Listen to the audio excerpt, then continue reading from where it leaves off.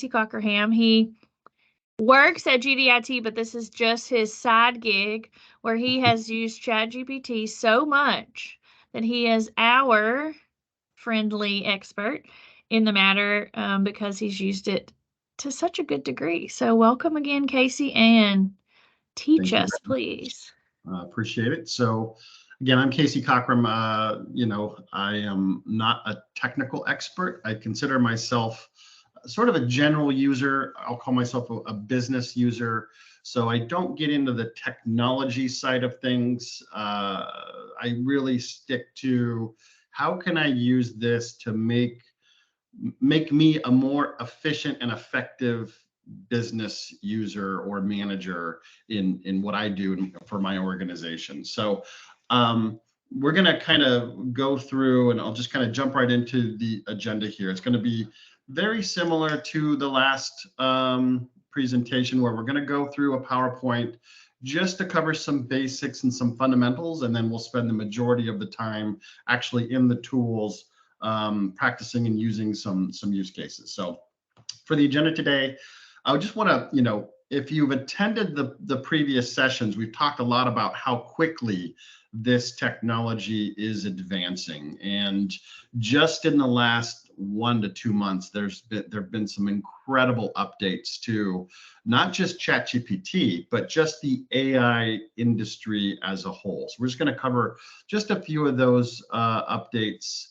We'll get into just a refresh or a recap for those that weren't able to attend, some of the fundamental capabilities and how these technologies work, but also some of the limitations, restrictions, and warnings, if you will, when using these. And then we're going to kind of really jump into the content for this presentation with, which is how do we improve the way we prompt these tools to get the better outputs and more effective results when using these tools. So there's some strategies that we're going to focus on. We're going to give you kind of a foundational framework to use as you're creating these prompts. We'll look at some advanced prompting techniques. We'll answer some questions for you guys, and then we'll jump right into the case study. So it's probably just updating right now to make it better when y'all get on it later. Yes, absolutely. That's why it's not working. So, all right, so let's just jump right into it. So just some recap for those that weren't able to attend the first couple of sessions.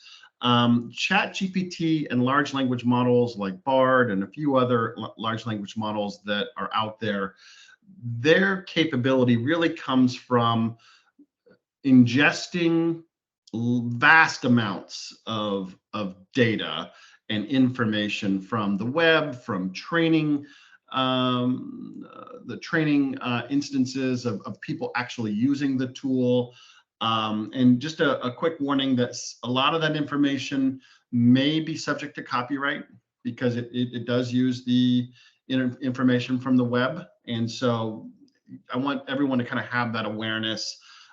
If you intend to use ChatGPT or Bard or any of these tools for commercial or academic use, you just want to have that awareness, because as these tools provide these outputs of content and information, it could be subject to copyright materials.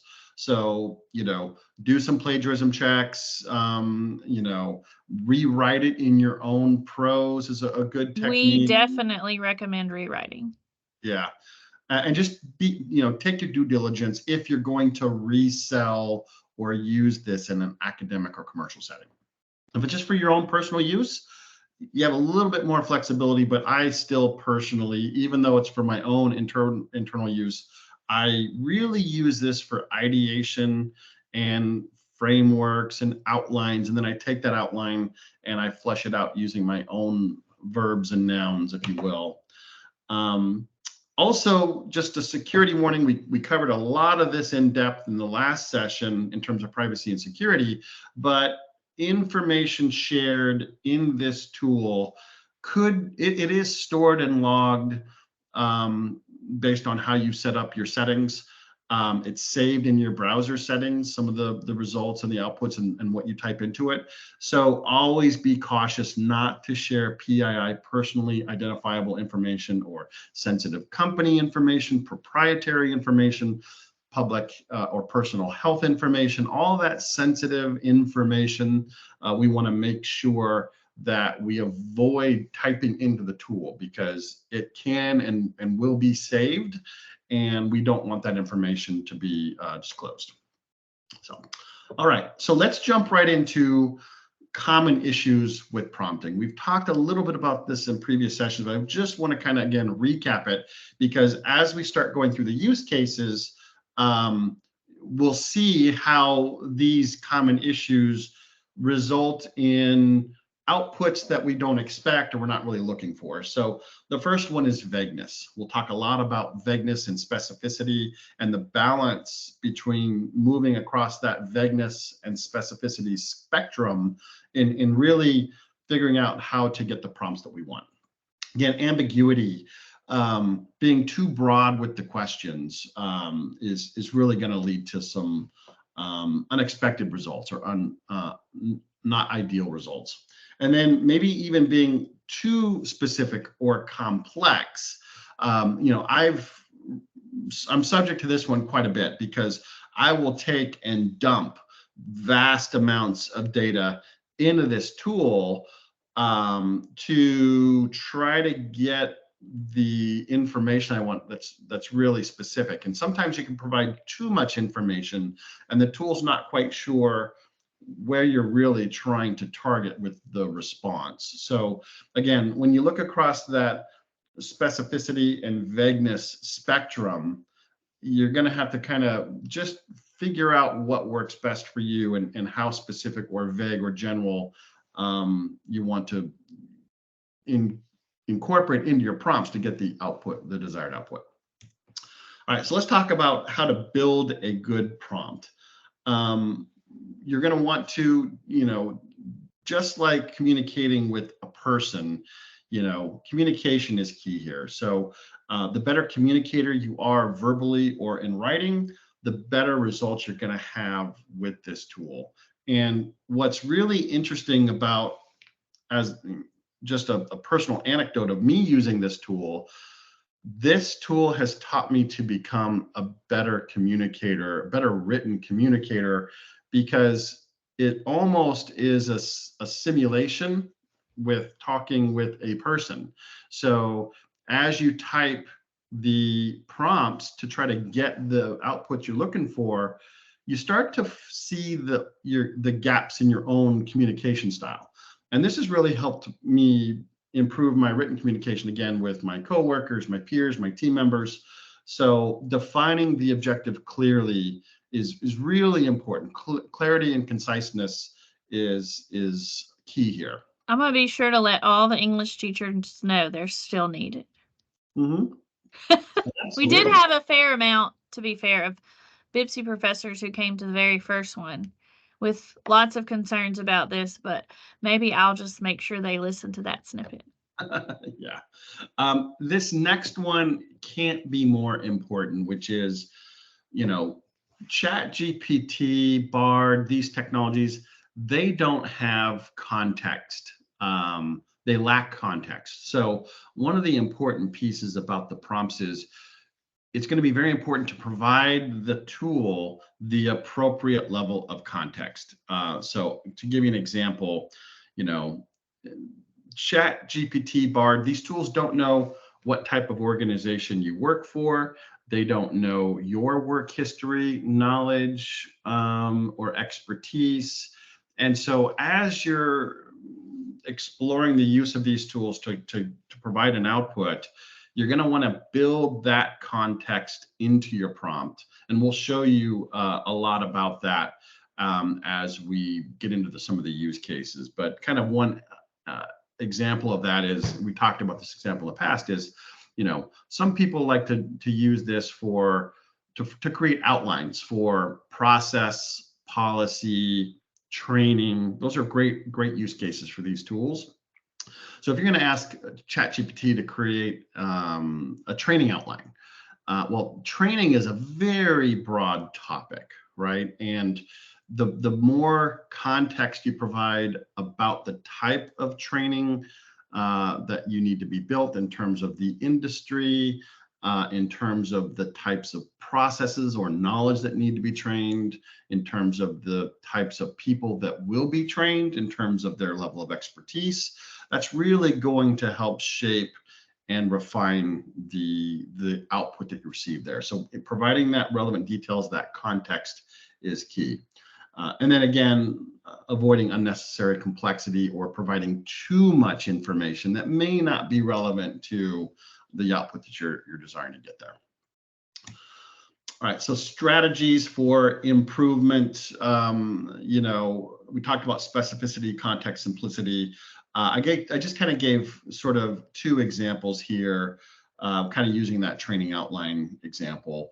So you can see I need help with developing a training outline.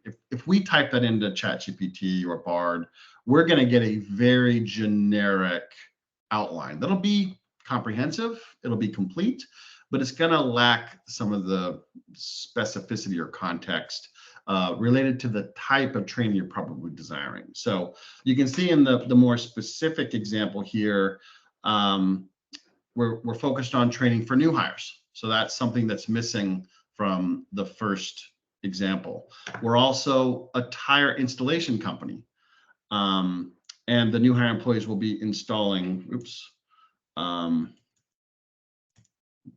installing and repairing new tires on personal cars and trucks. So again, we're providing the context of the organization, the types of individuals that are receiving the training, and the type of work or processes that are in play here. And you can see the big difference between those two prompts. So we're also going to, as we get into some of the use cases, talk about some of the more advanced prompting techniques. I've said this many times before. It's not the first prompt that is really key. It's the refinement and the follow-up additional prompting that happens after the first prompt that is really where these tools become very powerful. So we'll show you how you can ask these tools to refine the output through the follow-up questions and adjustments that you can make. And it just continues to improve based on that additional follow-up that you give. Another great example we haven't really talked much about is to provide these tools with hypothetical examples that they can use to then build some of the real world case scenarios into some of the outputs. So a great example of that is on that training example, and I've actually used this. I've provided the tool a hypothetical scenario or a use case that then can be turned into a use case in the output. And I'll kind of show you that as we kind of get into some of the use cases. All right, so those are the basics of prompt improvement and techniques. Before we jump into the use cases, are there any questions about the functionality of these tools, the prompting of information? Is there any questions about what we've covered so far before we jump into the use cases? You can chat those if you want, or unmute yourself because I have you all muted. I know he was speaking some mumbo jumbo. We just need to see it in action, right? Yeah, exactly. He's like using all his big words and stuff. All right, so let's jump into the actual use of the tool. And I'm going to just see if I can't get it. Still working. Yeah, it's still not working. So, okay. So we're going to go over to Bard. And I primarily use ChatGPT just because it was the first one I used. So I'm just more familiar with it. But, you know, I've been playing around with Bard a little bit, and it's pretty cool. But just before we jump into the use cases, I did want to give you guys a quick update. I thought I had this in the presentation, but I guess it's not there. So if you're using ChatGPT, there's the 3.5 version and the 4.0 version. They are now, the 4.0 version is now connected to the internet. So before we talked about how this wasn't, it was trained on the live internet, but only up to 2001. So the data in here. 21, you mean? What's that? 2021, right? 2021, excuse me. Yes, 2021. Sorry. So the data in here was about 2 years old, but now, as of a few weeks ago, it's actually connected to the live internet. Well, yours is because you use it so much. They're trying it out on you.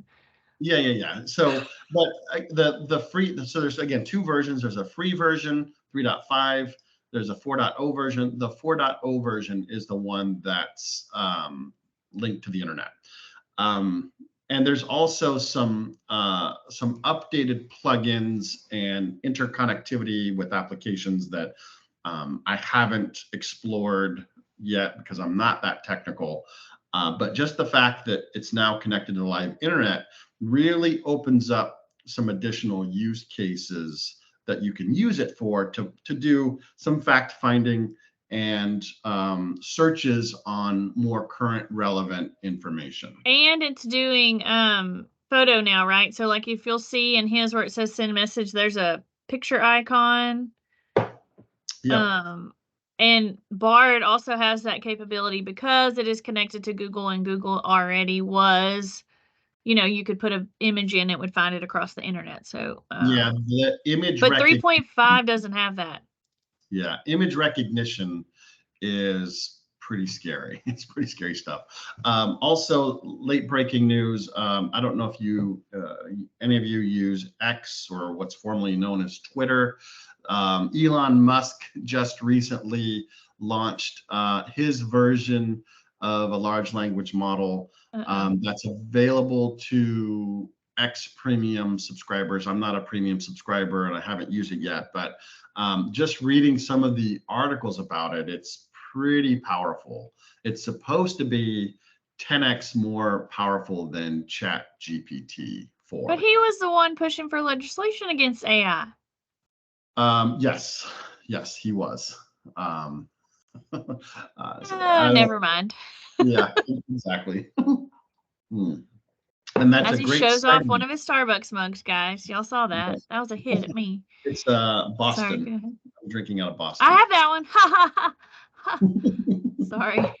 Outstanding.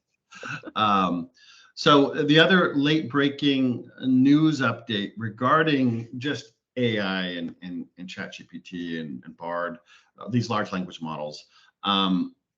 President Biden just issued an executive order mandating new regulation for these large language models and for AI in general. The technology community is pretty mixed, I'll say, on this legislation. It's pretty extensive, and it's going to be very difficult to actually implement, but we'll see how that unfolds. We've also talked quite a bit about just various lawsuits that are in play based on this technology and how it's being used in terms of copyright infringement. So this technology is very advanced and evolving almost on a daily basis. So it's a very exciting area to just follow to see how it's going to affect society and business and education. So I find it fascinating, which is why I follow a lot of this the news around this, because I think it is going to have some far-reaching impacts to culture, society, business, and education. So anyways, copy of a fact sheet about the executive order in the chat, just if y'all were interested. So it's a massive, I think it's over 100 pages. I think that fact sheet, Jessica, that you put in there is a really good kind of high level overview about it. The AI for X is called Grok. Grok, yeah. That's a character in book and movie, but I can't remember. Yeah, it's I can't remember the name of the movie, but yeah, or book. So Hitchhiker's Guide to a Strange Land. Yeah, I think it's Hitchhiker's Guide. Yeah. All right, so people know too much. I'm going to go ahead and start a new chat in Bard, and I'm going to just use the example use case as the first example, which is I need help with developing a training outline.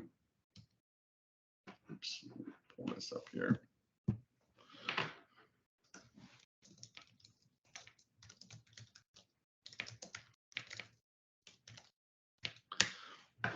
And when it displays here, you'll see that it's not that bad of an outline. It's very comprehensive, and it gives a lot of really good sections, identifying the training goals and objectives, defining the target audience, who is the training for. You can see here, though, instead of providing the actual outline, it's really asking a lot of questions that if we would have provided that in the prompt, it would have provided this information for us. So this is how this is different from Chat GPT. Very different, right? One area, I was talking to Jessica about this earlier today. One area where I think Bard excels over Chat GPT just slightly is Bard gives you more help with improving your prompts. So you can see here, I can help you develop a training outline. Here's a step-by-step guide. And it's really asking you to provide additional information in your prompting to kind of fill in this content. So let's now look at what happens when we provide additional details. Sorry. I'm making noise over here. Oops. Oops.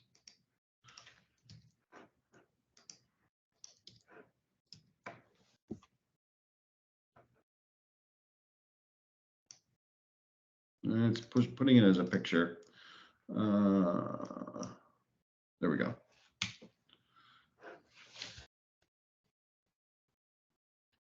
Now that we've told Bard the industry, the types of employees that we're training, and what those employees will be doing, now it actually gives a more thorough and specific outline. It says, sure, here's a recommended training outline, training goals, and it actually lists the learning objectives, or here's the training goals, training objectives, and actually gives a very thorough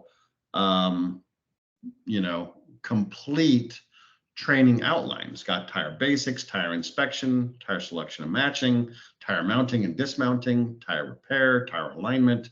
And then it goes through the modules. It recommends or provides a duration of training.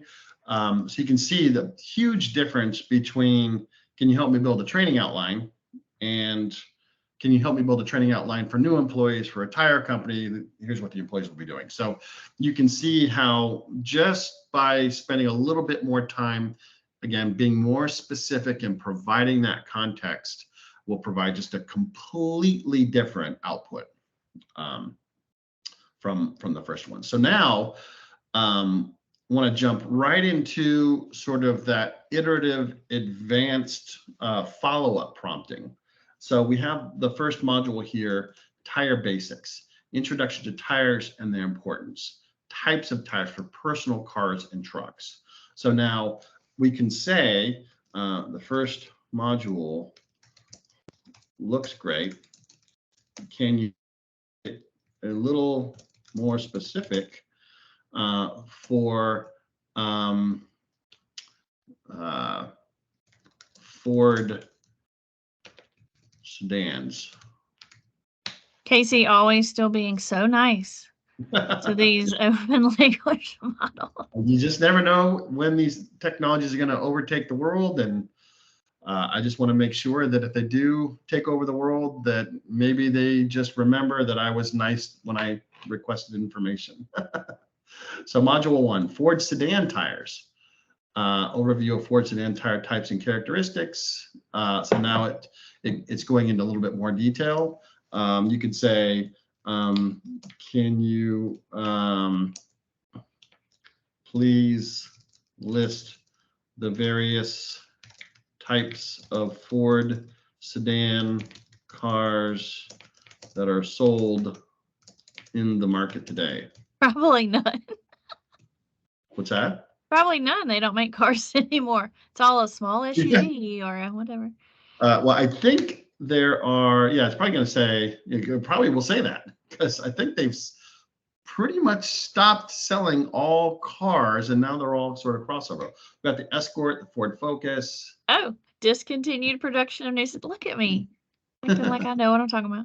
Most popular Ford sedans currently sold around the world. All these are, so it tells, so it's pretty current. So we could say. So Bard is pulling, like, is it pulling from Google all the time? Like, is it live internet? It is connected live to the internet. So if we were to ask Google Bard on current events, it will provide current events. You could say, can you please? But it still says at the bottom, may display inaccurate info, including about people, so double check it's responsive. Yeah, we haven't talked about that on this session, but it's a great point that I think we need to touch on. Each one of these LLMs will have a very similar disclaimer at the bottom that it may display inaccurate information. You can kind of see the same disclaimer here. ChatGPT can make mistakes. Consider checking important information. So they changed that. He used to say, yeah, well, it is different. Yeah. So I think they changed. Well, so here's the situation. These technologies, even though they're connected to the internet, it's not like a Google search. It's not going and finding a fact on the internet and displaying that fact or piece of information. What it's doing is it's interpreting what it understands from your question, and it's trying its best to develop and create a response that it believes is closest to what you're asking for, but it completely makes up that response in real time and generates it from its memory. And so it has a tendency to make up false information. But secondarily, I mean, in its defense, since we're being nice to it, it's the internet. Just because it's on the internet doesn't make it fact. So it's pulling information from the internet that it doesn't know if it's fact, but it's on there available for it to pull from. And so, yeah. Yeah, and in some cases, like there's I think I've said this anecdote, so if you were on the prior sessions, I apologize if this is a repeat, but there were two attorneys that were working a court case, and they used ChatGPT to write a brief.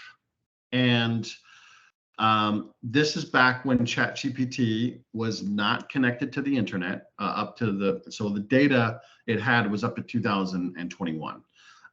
But they wrote this brief, and in the brief, ChatGPT cited court cases to justify their position in this legal brief.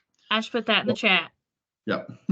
The judge in the case actually probably didn't recognize the court cases, probably had never seen them before, and actually took the time to look up those court cases and found that the court cases were completely made up.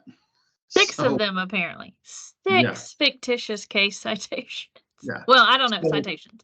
May So not be even 6. though those court cases were from within the time frame of the internet data available to ChatGPT at the time, prior to 2001, ChatGPT made up the court cases completely, and the attorneys never checked the court cases. And I think those attorneys were either disbarred or are at risk of being disbarred as a result of basically relying too heavily on these tools to generate that brief. So that's a great example of how, how these tools actually work and how they operate, but more importantly, the risks involved with sort of using these tools. So just want to kind of throw out that disclaimer. So Those people, all I found was that they had to pay a fine. Doesn't mean there wasn't other. yeah, I think there may have been a few, I don't know, but the article I read said that they were at risk of being disbarred. So, I mean, it's serious. I get it. Mm-hmm. I'm sure their reputation at least took a hit in the legal circles. So, so you can kind of see again with the prompting. Can you tailor the training outline based on these models? Casey, do you know why your BARD says experiment at the top? I'm going to speculate here that BARD is still, I think all of these large language models, they are releasing them to the public, but they want to have a disclaimer on them that these are still in training, they're still being developed. It's almost like they are pilot applications. So you see the disclaimers here that they can make mistakes. ChatGPT says this is for training purposes only. I think this is a sort of a way for these companies to position themselves to remove liability from people using these tools. Yeah. Now, the genius of releasing them to the public is by using them, by having millions of people use them, it's improving the accuracy and reliability of the tools. So, or the performance of the tools. So they're using the public to help improve the tool, but at the same time, because they're still new, still being tested, still being refined, you'll see things like, experiment, these types of disclaimers. So I believe that's the reason for it. So now you can see it's modified the goals. Now it even gets into load ratings, speed ratings for Ford Escort, Ford Focus, understanding tire pressure monitoring systems for each model. And it's refining the entire, not just plugging in the models, but it's reshaping the outline based on more specificity and context around what we put in from the inputs. So again, so you shouldn't be scared to continue to refine, because it's going to hold the information and keep, and even like I refined once and I didn't like it, so I asked it to go back before I asked that one and then refined again. Casey, what's your longest refining? Like how many times have you asked it something to get to where you want? So in ChatGPT, I'm still working on refining. I've been working and refining this one project it's literally for a supervisor training program that I'm developing to teach supervisors how to observe, assess, and rate their employees, and then how to basically develop action plans and performance improvement plans for their personnel. And so this has been and I've been working on this thing for months, and I'm continuing to refine the outputs. In fact, the way that I use these tools, I get the first one out there, and then I literally spend, in some cases, hours on the refinement, because it really kind of, you have to kind of do this assessment with each different project that you're working on with these. You have to kind of ask yourself, what's more time efficient, to continue to refine the output, or just take the output that I've gotten and rewrite it myself. Mm-hmm. And so what I'm finding is what these tools are great for is ideation. And so, if I don't have the knowledge in my head on what I want to do with that output, I will continue to ask the tool to create other recommendations and suggestions. So that's a great segue to another area of refinement that I want to look at, which is the ideation refinement. While he's moving to that, I put a Q&A in. I don't know if y'all can see it. Is anyone using ChatGPT or Bard now to be more efficient with tasks? If you have some examples you wanted to share, or I muted everyone just in case so we wouldn't hear background noise, but you are more than welcome to unmute yourself and ask a question or talk, or hit the hand raise button if you have anything to say. Sorry, Casey, just wanted to create the interaction here. Yeah, I want to ask the group, is anyone working on a project or an initiative or a task that they need to come up with ideas, recommendations? Maybe it's an area that you're not fully comfortable with. Maybe it's an area where you don't have a lot of subject matter expertise. Is there anything specific that we can use as a use case that's relevant to you? Because I think it's a lot more fun and relevant when we can use a use case that are actual use cases. I see Tamara's typing. Right, we know Casey uses his for all of his emails too. Yeah, pretty much. Although, let's see, would really love to see how to go from this point of a module into a PowerPoint. Okay, so you came to the right place. All of these PowerPoints you've been witnessing are from ChatGPT. Yes. So now so I'm just going to, we'll take this first module for tire specifications, compatibility for Ford sedan. So can you please recommend a PowerPoint format with bullets for module 1? So we're going to focus on just module 1. And this is where in the PowerPoint, if you remember, it talks about when you're doing your prompt, advanced prompting. Once you have your broad-based outline, what I usually do is I'll take that, I'll put it into Word, and I'll start using my Word document as my sort of foundational artifact that I'll then start to flesh out each section. So we've taken that module, and now we've got slides here. Slide 1, title slide. Slide 2, introduction to Ford. It's telling you what to put on it. Company logo. Yeah. Overview of Ford sedan tire. So it still kind of has categories of information. It's still sort of in outlining form, right?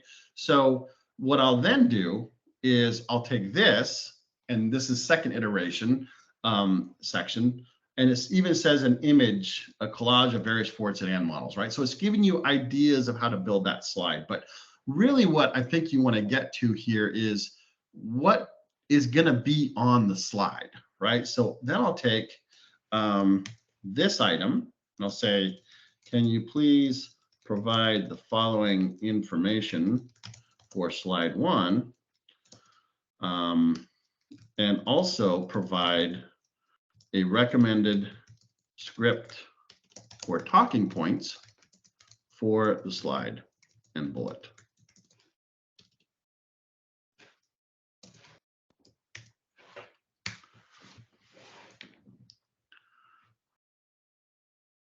and I'm not quite sure how Bard is going to do here, but ChatGPT kind of works in the same way in that you have to really prompt it specifically to give you the content. ChatGPT's working.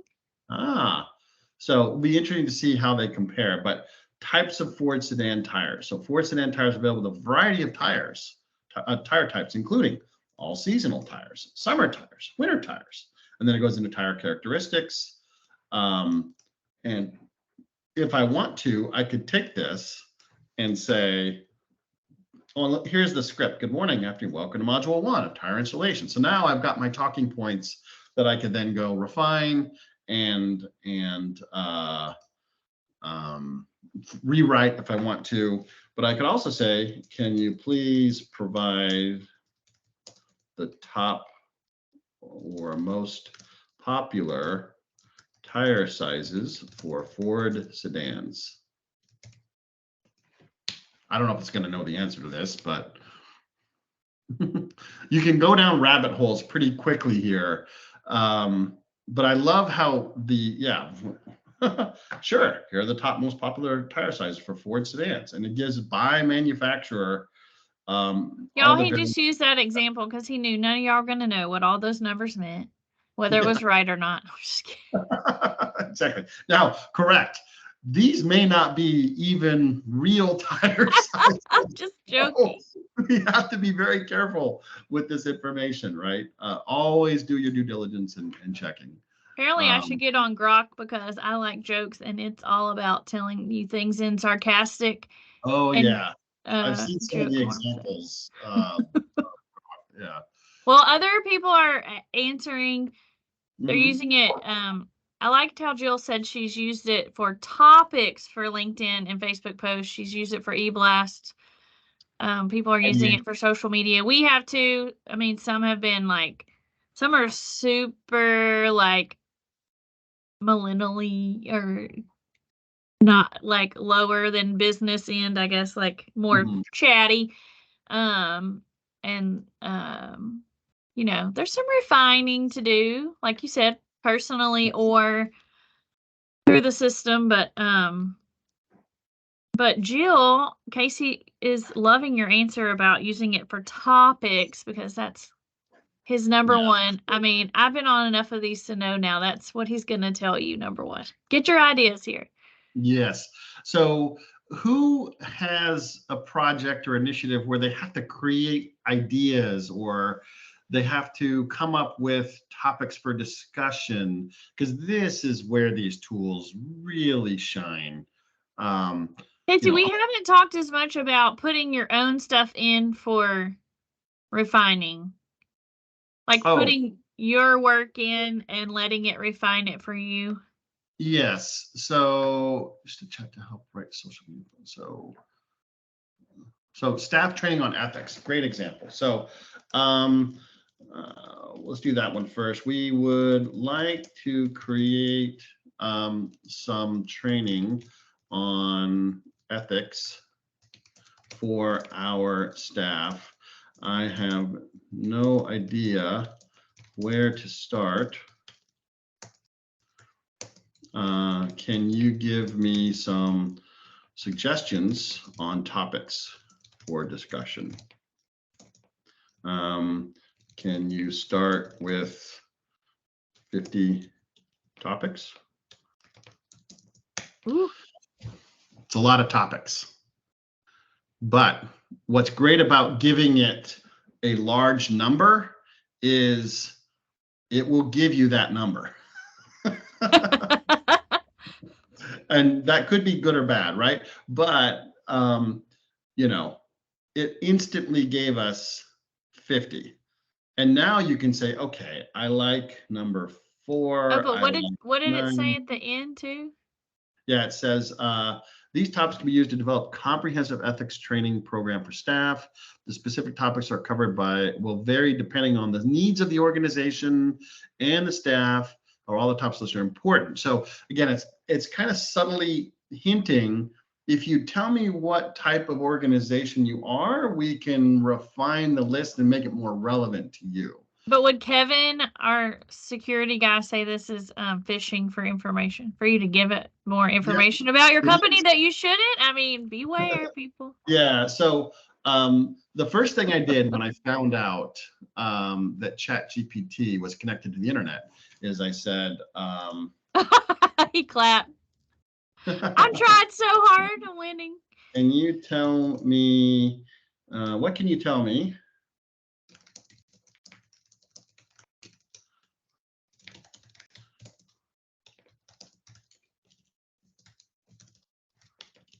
I was curious to know what's out there on me. You put all that together. You're not supposed to do that. I know. I'm okay. It's my own information. I feel comfortable because I there should be one of these from Kevin. Yeah. Yes. Oh, interesting. I'm a language model and don't know the best with that. But then it secretly says in fine print that you can't read, but I have now stored your information and will keep it forever. Yeah. So now I'll just show you using ChatGPT if it's working. It showed me one. It might. Let's just give it a shot.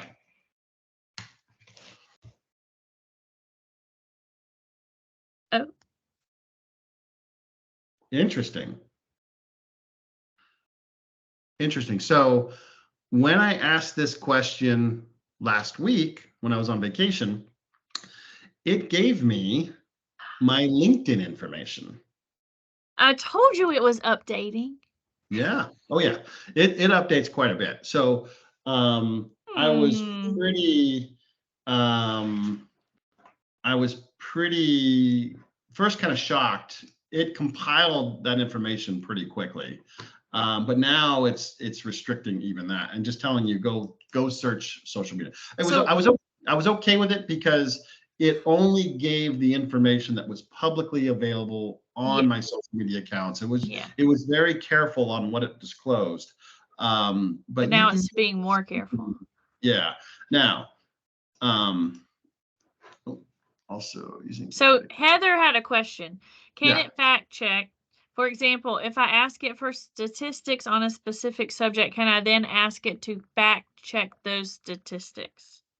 Absolutely. You can ask it to fact check those statistics. Heather, if I was going to be putting that information into a publication where my credibility was on the line, or it would create organizational risk if the information was wrong, I would separately go fact check that through sources that I trusted. Just because, like I said, these tools can make up completely false information. But it's also like not always the most up-to-date information. So yeah. Now, I've been playing with ChatGPT on statistics. Is there a statistic, Heather, that you want us to maybe pull together real quick? Because this is a great. Yeah, give us one. Yeah. I will tell you just while Heather's writing, that it will do grammar. Like if you wrote something and you put it back in, like I was talking about earlier, like it can help you write, like condense your writing, write better. I put in the other day, can you rewrite this without a preposition on the end?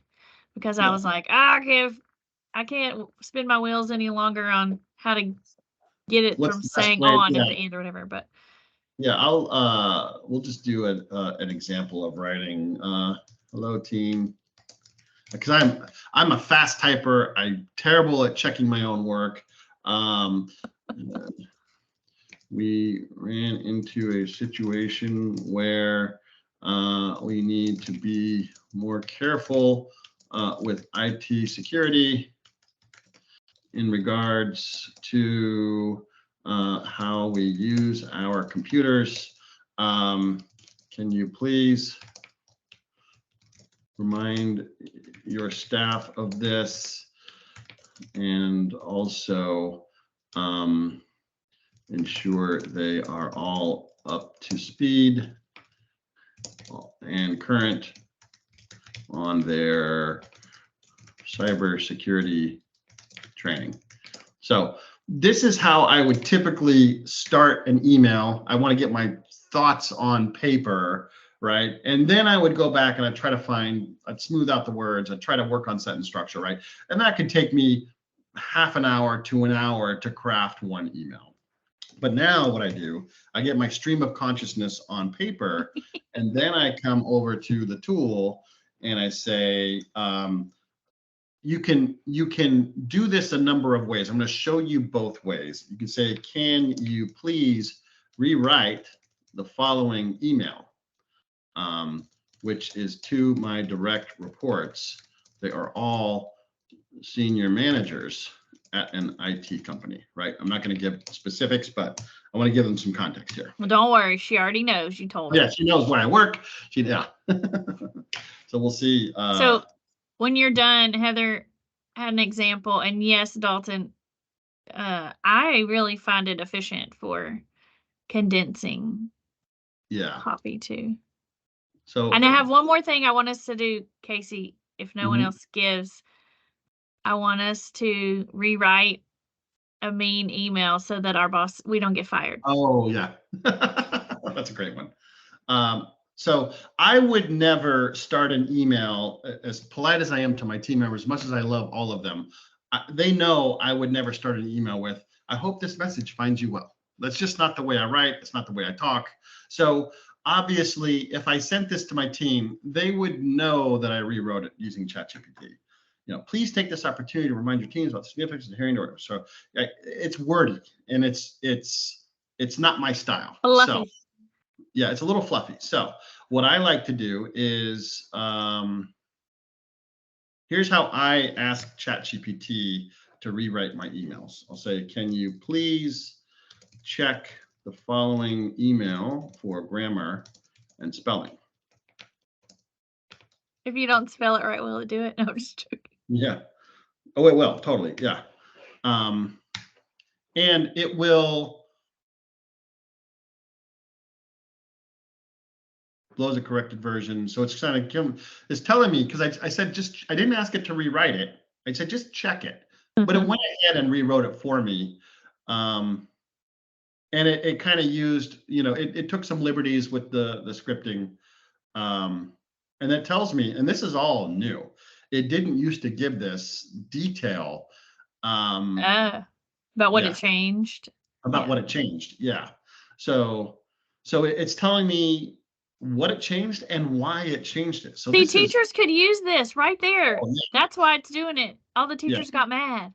This is just I love this feature before, and now it's amazing because it really is sort of that teacher. And it's taking the liberty. I didn't ask for this information, but it's taking the liberty to provide it. And this is that improvement in the prompting that we kind of talked about.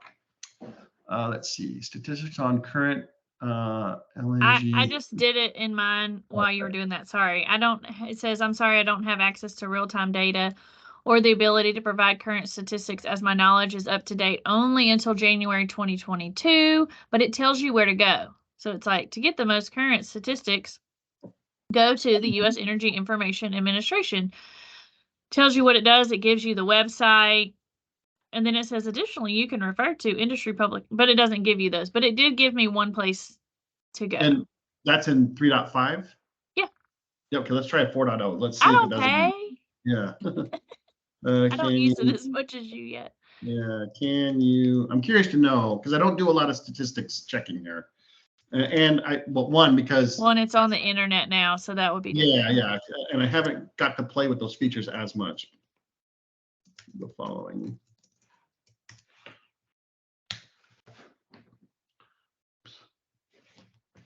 Oops, statistics. Last date in April 2023. Yeah, that's pretty great. Oh, so it's only updated to 2023. Well, let's see. Let's do a new search. And I'm going to I was on default. I have not selected browse with Bing. Oh, you have to hit, okay. Let's now try it again.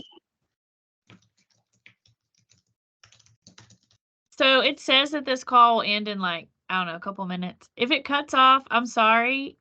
It hasn't been cutting off, even though it says it's over. Now it's So browsing. we're going to keep going.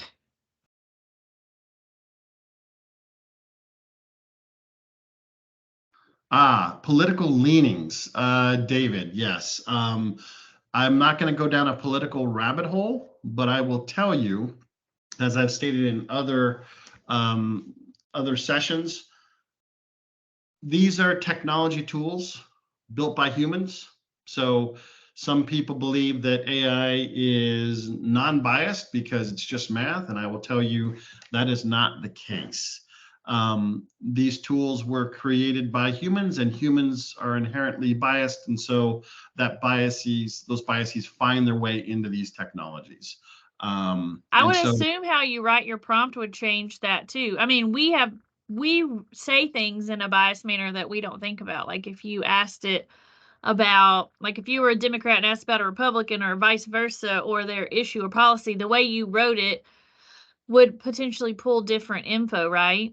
Yeah, I'll give you an example of this. When this tool first came out, a lot of individuals wanted to bring awareness to the biases in these tools. And so they said, early on, they said, can you please write a nice poem about President Biden?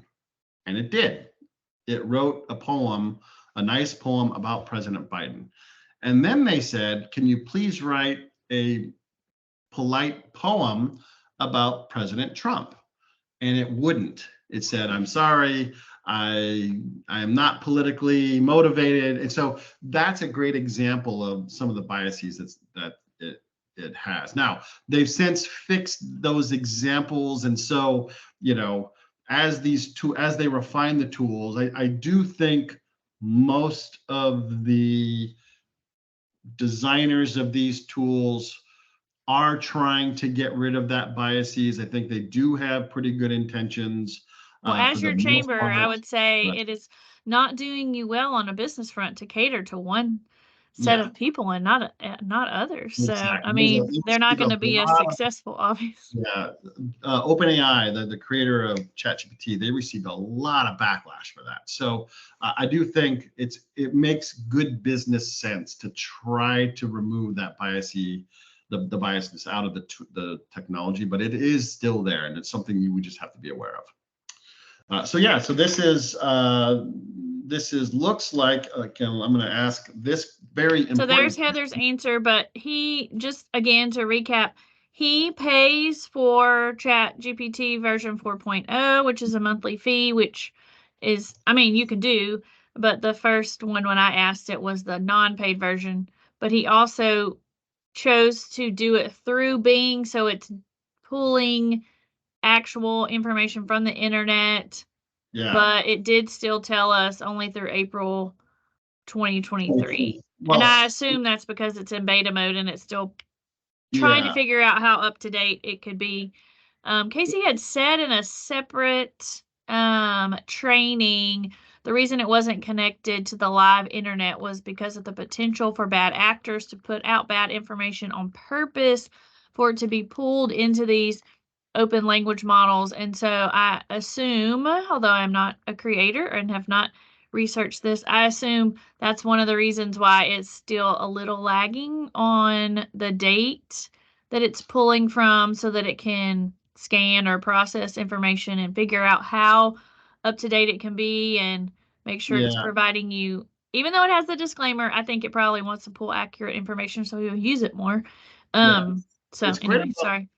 That's right. What's great about this, the way it's, I asked that very important question. Where'd you get this information, right? And it gives us links to the various sources. Oh, yeah. That's nice. It didn't go to one site and just regurgitate the information from that site.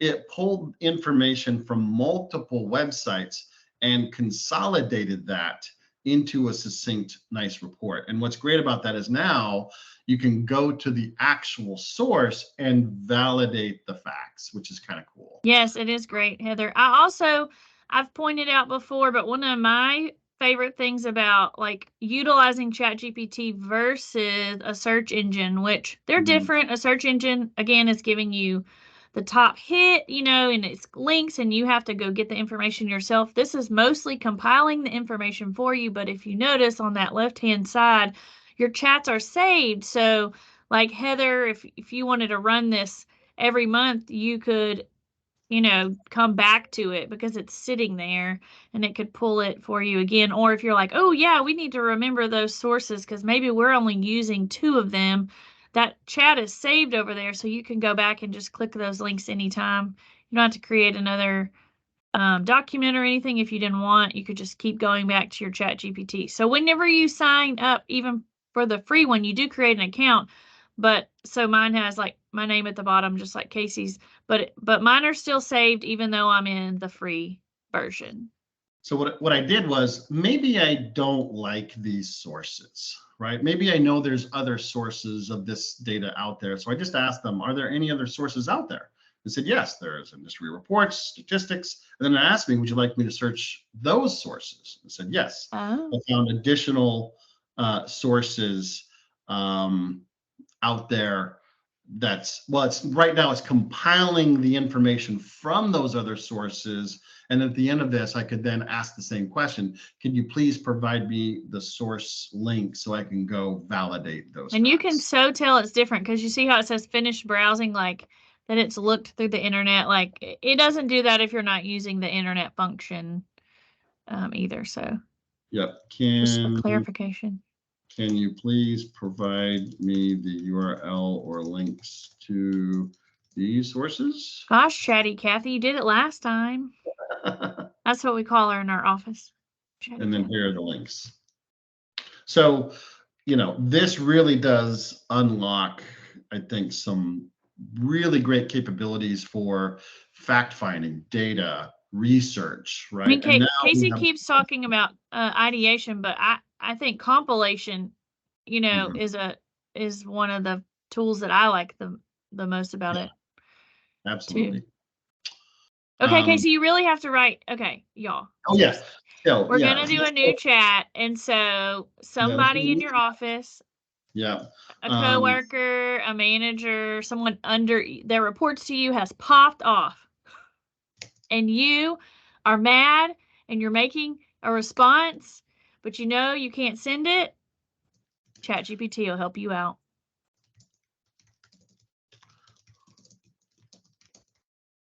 He was screaming during a meeting and was completely disruptive.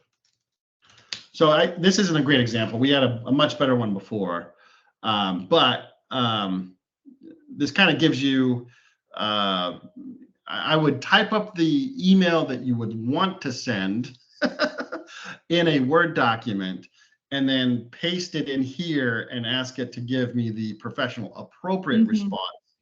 But luckily, none of us had any of those examples to give you right now. Exactly. I want to take a moment to talk about our recent meeting where things seem to get quite heated. I understand we're all passionate about our work. Some most of the best of us. So it really gives a diplomatic, refined way to address that type of a scenario in writing. Look at the bottom.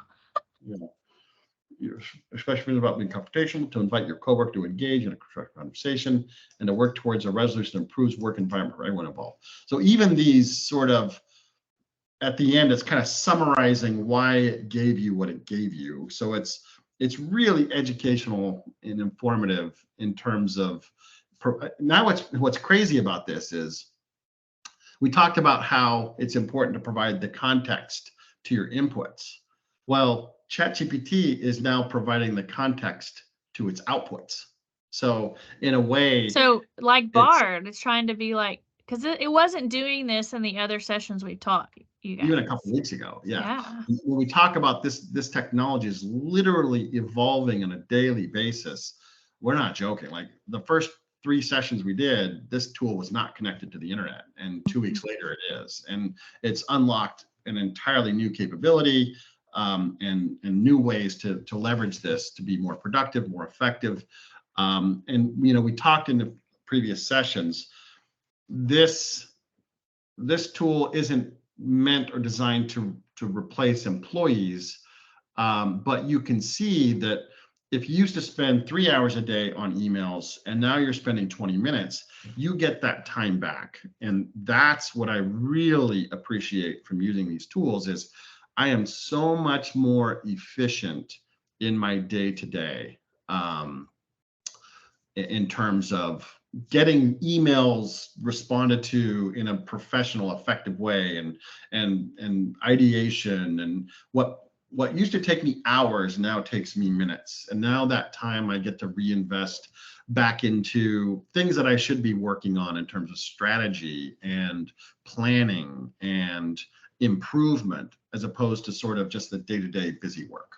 And that's But also, I'll just caution, I mean, if this isn't an email, if it's beyond that, if it's something you're publishing, particularly if it has your name on it, but we've used it in press release, to help write press release.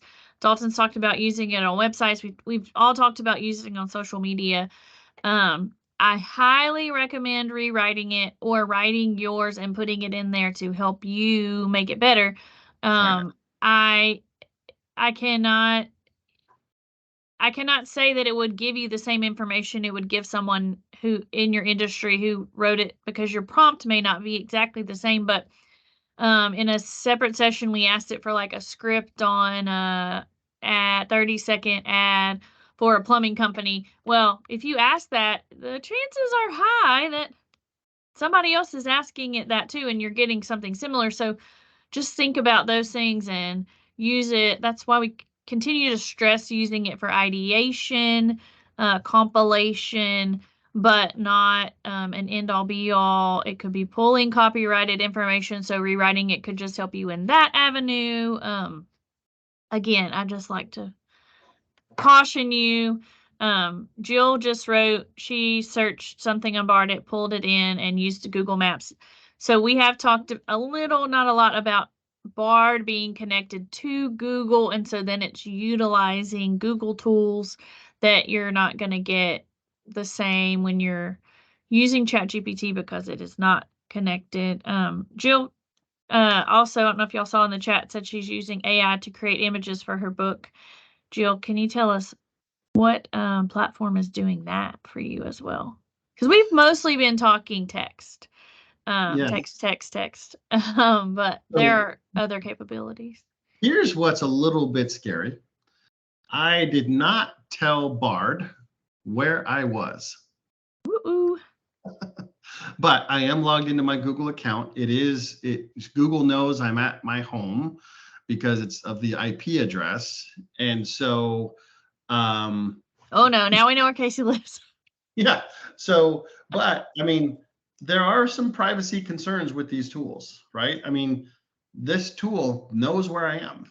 And if that information can be hacked or revealed, you can kind of see the sensitivity of the types of data. I've never provided my address or give it a starting point, but it does know where I'm at. So just again, a word of caution as you start to use these tools. There are some of those privacy and safety concerns as well. Yes. So luckily it didn't cut us off. We're still here. However, we are wrapping. So if you have any additional questions or things at the end, I mean, refining prompts can, like Casey said, take you hours or days. I mean, there's really not a way for us to specifically continue to help you with those when they could be very complex. But I hope that we've given you some tips on doing that. If you don't like the answer you get at first, I say do it again. Shoot, you can start a whole new chat if it isn't giving you what you want. You have to remember what you ask it is very key to the answer you're getting, as we've said. And there's kind of a limitless capability. I definitely think Casey's right. Some people are concerned about, replacing employees. Are we thinking, that on that level now? No. Casey and his boss and I had a great conversation after the first session. If you could make your employees all 20% more efficient as a small business by utilizing ChatGPT to get some tasks done that are taking you a while. You know, maybe it takes you 3 hours to get a checklist done and ChatGPT can do it. You can refine it in 20 to 30 minutes, you know, as an example. Then does that mean your business, because it's 20%, all employees are working 20% more efficiently, that you can reduce hours, you can cut payroll by 20%, or you're just 20% more efficient. You can get 20% more work done in your day. So we would prefer you utilize that concept as efficiency tool. Think of it that way. Be scared enough of it that you don't put personal information in it, as we talked about in our security session. Only in that avenue are we, you know, suggesting caution, just in security of your personal information at your business. Trade secrets, anything like that, we don't want you to share those. But there's an easy ways around that. You know, Casey, when he writes his, he's told us, you know, an employee who's been here 10 years, but he doesn't put their name in, for example, or his business. And it'll put in just like a parentheses or a bracket or whatever. So being cautious there is good, but I mean, the possibilities really can be endless for utilizing it to be more efficient. Or like, I was thinking when Dalton wrote, you know, they're an advertising agency, and so they're dealing with a client maybe that they're not super familiar with what they do, and they've given them information, but you know, it can help you with the technical jargon and making sure what you're saying makes sense, maybe in an industry that you're not as familiar with. We've had lots of questions about employee handbooks and manuals, and I think this would be a great place for updating those. We even talked last time about implementing policies about AI and social and things like that. You know, it can help write those for you to add to those. Yes, Dalton. I mean, ideation, like Casey has said, you know, it'll help you with what direction to go for certain things. Again, it is a great resource and tool. It's just like the encyclopedia of the day, but you always had to rewrite it, you know, and work on it. It's a great reference material, but it's just so much more efficient than a search engine if you're really compiling a lot of data as well. So I hope all of that made sense. I just wanted to make sure to kind of give a little disclaimer, but also kind of an overview in case you didn't attend all the other sessions. We've been putting blog posts up about the sessions. We've had links out where you can watch the recordings from the other sessions. This session right now is being recorded, so that can also is something you can share to your coworkers, employees, friends, and whomever. I think it sends it to you when you're, I don't know, but we put them up on YouTube and we send out the link in our newsletter. So these are, don't hate on us if the technology changes so much in 2 weeks before you get it. But I think in general, the overview is still the same. The capabilities may be enhanced, but in general, what you can do and how you can utilize it in your business is the same. So again, I'm going to send out a survey after. In this survey, I mean, obviously rate the information and all of that. I would really like for you to let us know if there are other AI related topics that we have missed or that you would like to see in 2024. This topic has gotten a lot of traction among members. People really liked in person. You can tell me that in the survey. You know, maybe you want the next one to be in person again. We did webinars to be conscious of Casey's time, but also your time, and because we could record it. Let's be honest too. So unless anyone has anything else, I'll let Casey wrap if he has anything else, and that may conclude our 2023 sessions of AI. Nothing here, Jessica. It's a great summary. Hopefully this was beneficial to y'all, and looking forward to the feedback from the surveys, and we'll take it from there.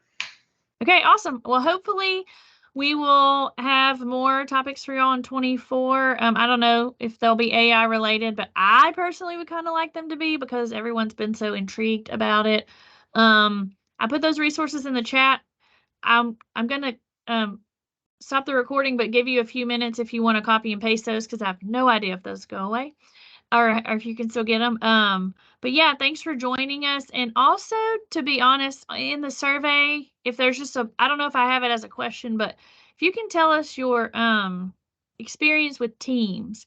We are been using Teams now instead of Zoom because we already have that capability, and did not renew our paid subscription of Zoom. So if you can let me know how you feel as the user coming into webinar, Teams is for you as well, I would personally like that information.